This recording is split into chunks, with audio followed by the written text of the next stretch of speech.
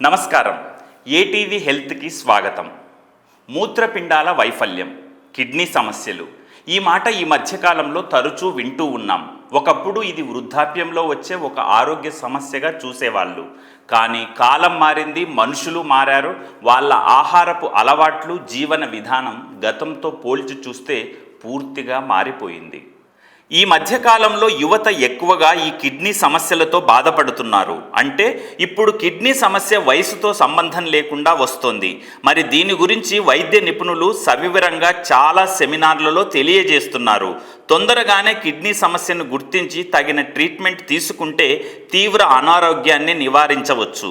ఒక సర్వే ప్రకారం వయోభేదం లేకుండా అన్ని వయసుల వారు మూత్రపిండాల వైఫల్యం బారిన పడుతున్నారు. ఈ సమస్య రావడానికి ప్రధానంగా మధుమేహం, అధిక రక్తపోటు కారణం. అలాగే వృద్ధాప్యం కూడా ఒక కారణం అంటున్నారు వైద్య నిపుణులు.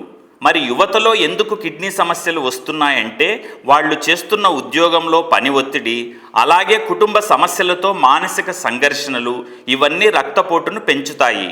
అందుకే నేటి యువతలో కూడా ఈ మూత్రపిండాల సమస్యలు కనిపిస్తున్నాయి.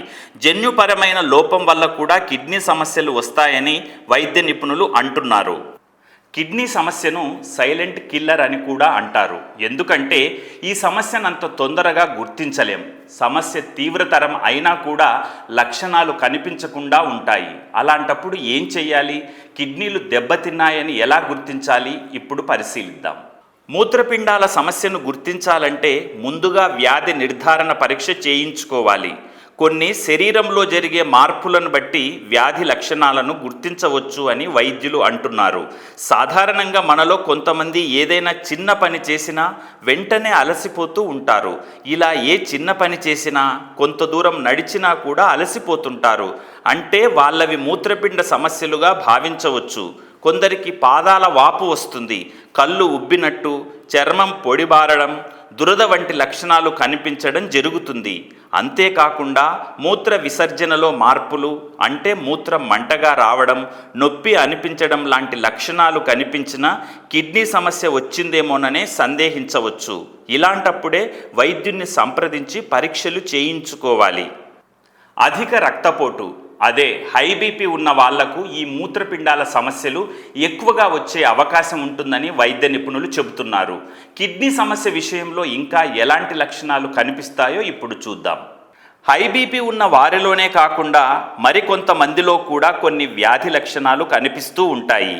అవేంటంటే తరచూ చలిజ్వరం రావడం, మూత్రంలో మంట, నడుము నొప్పి, 10 అడుగులు నడిచినా నీరసం రావడం, రక్తంలో హిమోగ్లోబిన్ శాతం పడిపోవడం, అంటే రక్తహీనత వంటి లక్షణాలు.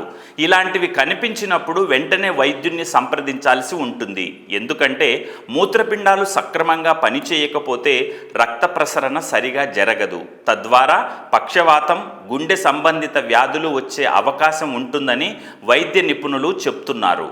కిడ్నీ సమస్యలకు సంబంధించి మన శరీరంలో కలిగే మార్పుల గురించి, కనిపించే లక్షణాల గురించి తెలుసుకున్నాం కదా. ఇప్పుడు కిడ్నీ సమస్యలు రాకుండా ఉండేందుకు ఎలాంటి జాగ్రత్తలు తీసుకోవాలో తెలుసుకుందాం. కిడ్నీలు ఆరోగ్యంగా ఉండాలంటే మనం తీసుకునే ఆహారంలో ఉప్పుని తక్కువగా వాడాలి.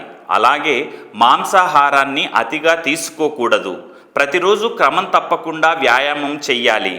ఉదయం లేదా రాత్రిపూట ఒక 20 నిమిషాలైనా నడవడం అలవాటు చేసుకోవాలి. ఆహారంలో ఫైబర్, పీచు కంటెంట్ ఉండేలా చూసుకోవాలి. మద్యపానం, ధూమపానం చెయ్యకూడదు. శరీరానికి సరిపడేలా నీళ్లు బాగా తాగాలి. అలాగే వెల్లుల్లిని వంటల్లో వీలైనంత ఎక్కువగా వాడాలి. తీసుకునే పండ్లల్లో ముఖ్యంగా యాపిల్ ఉండేలా చూసుకోవాలి. కనీసం రోజుకు ఒక యాపిల్ని అయినా తినాలి. ఎందుకంటే యాపిల్ పండులో ఉండే ఫైబర్, యాంటీ ఆక్సిడెంట్లు మూత్రపిండాల సమస్యలను తగ్గిస్తుంది. చాలామంది పెయిన్ కిల్లర్స్ మందులు వాడుతుంటారు.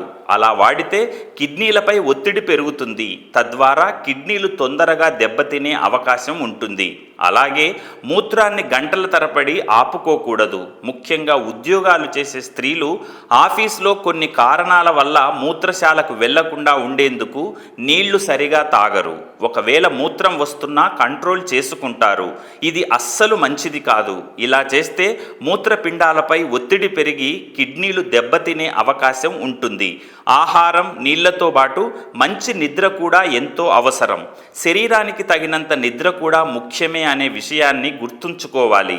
తద్వారా కళ్ళ కింద నల్లటి మచ్చల వంటివి రాకుండా జాగ్రత్త పడాలి.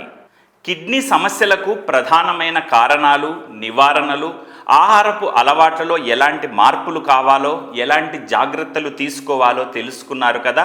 మూత్రపిండాలను కూడా గుండెలా పదిలంగా కాపాడుకోవాలి. అప్పుడే మనం ఆరోగ్యవంతులుగా జీవించగలుగుతాం. ఈ వీడియో మీకు నచ్చితే లైక్ చేయండి, కామెంట్ చేయండి, మీ బంధుమిత్రులకు ఈ వీడియోను షేర్ చేయండి. మా ఏటీవీ హెల్త్ ఛానల్ని వెంటనే సబ్స్క్రైబ్ చేసుకోండి. నమస్తే.